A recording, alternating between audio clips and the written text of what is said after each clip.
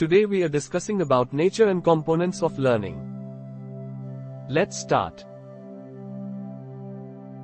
Nature of learning. 1. Learning is universal. Every creature that lives learns. Man learns most. The human nervous system is very complex, so are human reactions and so are human acquisition. Positive learning is vital for children's growth and development. 2. Learning is through experience. Learning always involves some kind of experience, direct or indirect, vicarious. 3. Learning is from all sides. Today learning is from all sides. Children learn from parents, teachers, environment, nature, media etc. इन हिंदी, एक, सीखना सार्वभौमिक है। हर प्राणी जो जीवित है सीखता है। मनुष्य सबसे अधिक सीखता है। मानव तंत्रिका तंत्र बहुत जटिल है, इसलिए मानवीय प्रतिक्रियाएं हैं और इसलिए मानव अधिग्रहण है। बच्चों की वृद्धि और विकास के लिए सकारात्मक शिक्षा महत्वपूर्ण है। 2. सीखना अनुभव के माध्यम से होता है। सीखने में हमेशा किसी न किसी तरह का अनुभव शामिल होता है, प्रत्यक्ष या अप्रत्यक्ष प्रतिनिधि। 3. सीखना हर तरफ से होता है। आज सीखना हर तरफ से होता है। बच्चे माता पिता, शिक्षकों, पर्यावरण, प्रकृति, मीडिया आदि से सीखते हैं। 4. Learning is continuous. It denotes the lifelong nature of learning. Every day new situations are faced and the individual has to bring essential changes in his style of behavior to be adopted to tackle them. Learning is birth to death. 5. It results in change in behavior. It is a change of behavior influenced by previous behavior.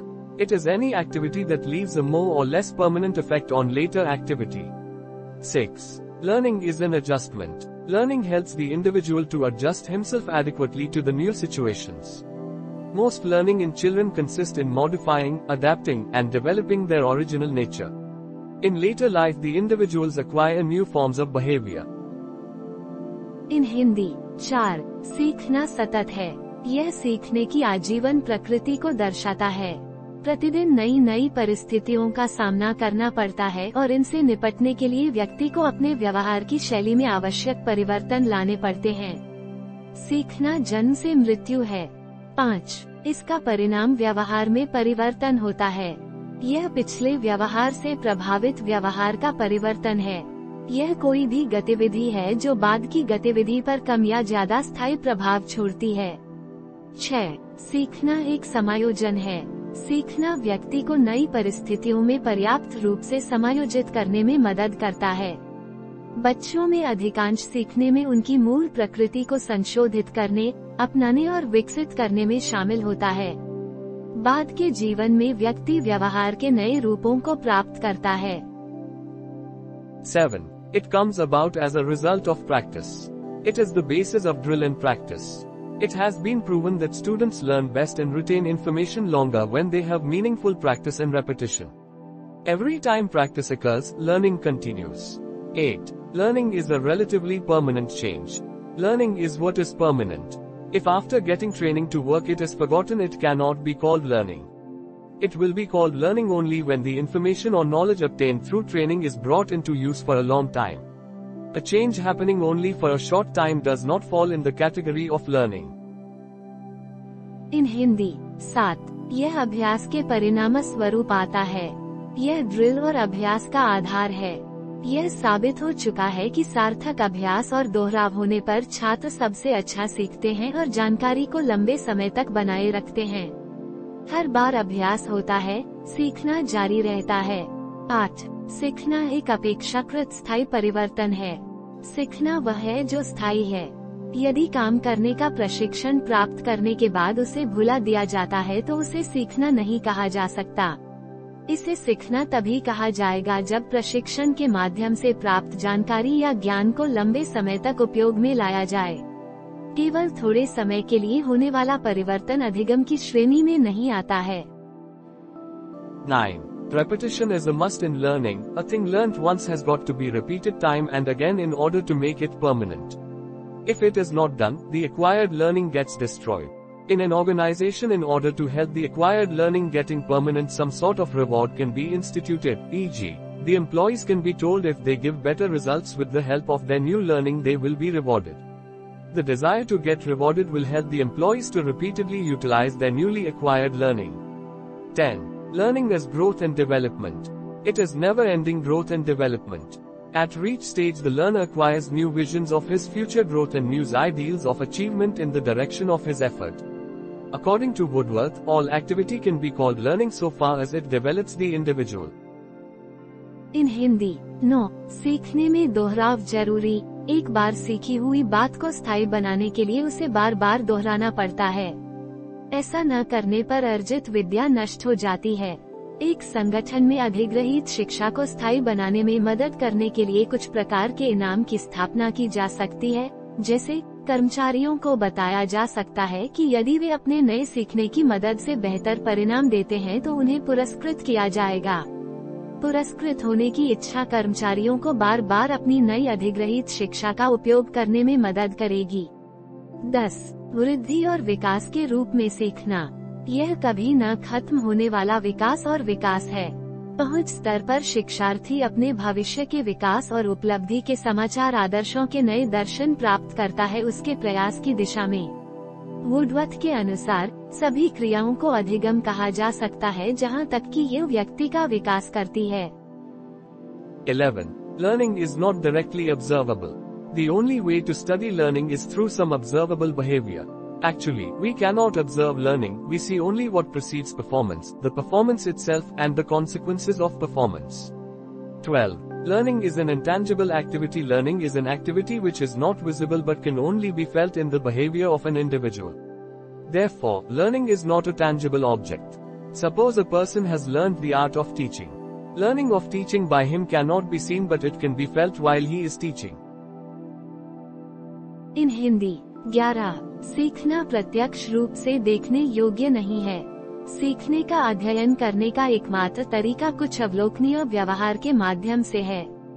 दरअसल हम सीखने का निरीक्षण नहीं कर सकते, हम केवल वही देखते हैं जो प्रदर्शन से पहले होता है, प्रदर्शन ही और प्रदर्शन के परिणाम.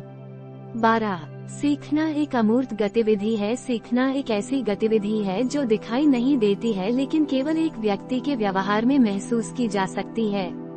इसलिए सीखना कोई मूर्त वस्तु नहीं है. मान लीजिए किसी व्यक्ति ने पढ़ाने की कला सीख ली है. उनके द्वारा शिक्षण की सीख को देखा नहीं जा सकता है लेकिन जब वे पढ़ा रहे होते हैं तो इसे महसूस किया जा सकता है. Components of learning. The components of learning process are drive, cue, stimuli, response, reinforcement and retention. Drive. Learning frequently occurs in the presence of drive, any strong stimulus that impels action. Drives are basically of two types: primary or physiological and secondary or psychological. These two categories of drives often interact with each other. Individuals operate under many drives at the same time. To predict a behavior, it is necessary to establish which drives are stimulating the most.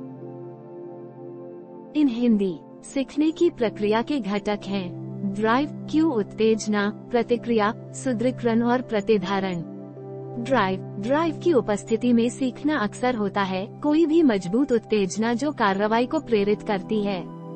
Drive मूल रूप से दो प्रकार के होते हैं, प्राथमिक या शारीरिक और माध्यमिक या मनोवैज्ञानिक. ड्राइव की ये दो श्रेणियां अक्सर एक दूसरे के साथ परस्पर क्रिया करती हैं. व्यक्ति एक ही समय में कई ड्राइव के तहत काम करते हैं. व्यवहार की भविष्यवाणी करने के लिए यह स्थापित करना आवश्यक है कि कौन से ड्राइव सबसे अधिक उत्तेजित कर रहे हैं. Cue stimuli. Cue stimuli are those factors that exist in the environment as perceived by the individual. The idea is to discover the conditions under which stimulus will increase the probability of eliciting a specific response. There may be two types of stimuli with respect to their results in terms of response concerned: stimulus generalization and stimulus discrimination. In Hindi. Q stimuli. Q उत्तेजना वे कारक हैं जो पर्यावरण में मौजूद हैं जैसा कि माना जाता है व्यक्ति. विचार यह है कि उन स्थितियों की खोज की जाए जिनके तहत उत्तेजना एक विशिष्ट प्रतिक्रिया प्राप्त करने की संभावना को बढ़ाएगी. संबंधित प्रतिक्रिया के संदर्भ में उनके परिणामों के संबंध में उत्तेजना दो प्रकार की हो सकती है: उत्तेजना सामान्यीकरण और उत्तेजना भेदभाव. Generalization occurs when a response is elicited by a similar but new stimulus. If two stimuli are exactly alike, they will have the same probability of evoking a specified response. The principle of generalization has important implications for human learning. Because of generalization, a person does not have to completely relearn each of the new tasks. It allows the members to adapt to overall changing conditions and specific new assignments. The individual can borrow from past learning experiences to adjust more smoothly to new learning situations. In Hindi, सामान्यीकरण तब होता है जब एक समान लेकिन नई उत्तेजना से प्रतिक्रिया प्राप्त होती है। यदि दो उत्तेजना बिल्कुल समान है, तो उनके पास एक निर्दिष्ट प्रतिक्रिया उत्पन्न करने की समान संभावना होगी। सामान्यीकरण के सिद्धांत का मानव सीखने के लिए महत्वपूर्ण प्रभाव है। सामान्यीकरण के कारण एक व्यक्ति को प्रत्येक नए कार्य को पूरी तरह से पुनः सीखने की आवश्यकता नहीं होती है। यह सदस्यों को समग्र बदलती परिस्थितियों और विशिष्ट नए कार्यों के अनुकूल होने की अनुमति देता है। नई सीखने की स्थितियों में अधिक सुचारू रूप से समायोजित करने के लिए व्यक्ति पिछले सीखने के अनुभवों से उधार ले सकता है। Discrimination is a procedure in which an organization learns to emit a response to a stimulus but avoids making the same response to a similar but somewhat different stimulus. Discrimination has wide applications in organizational behavior.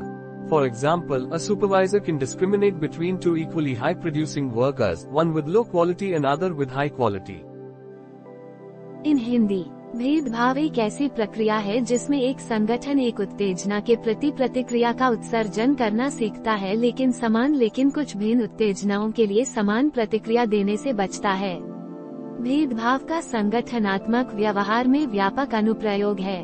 उदाहरण के लिए, एक पर्यवेक्षक दो समान रूप से उच्च उत्पादक श्रमिकों के बीच भेदभाव कर सकता है, एक निम्न गुणवत्ता वाला और दूसरा उच्च गुणवत्ता वाला। Responses. The stimulus results in responses.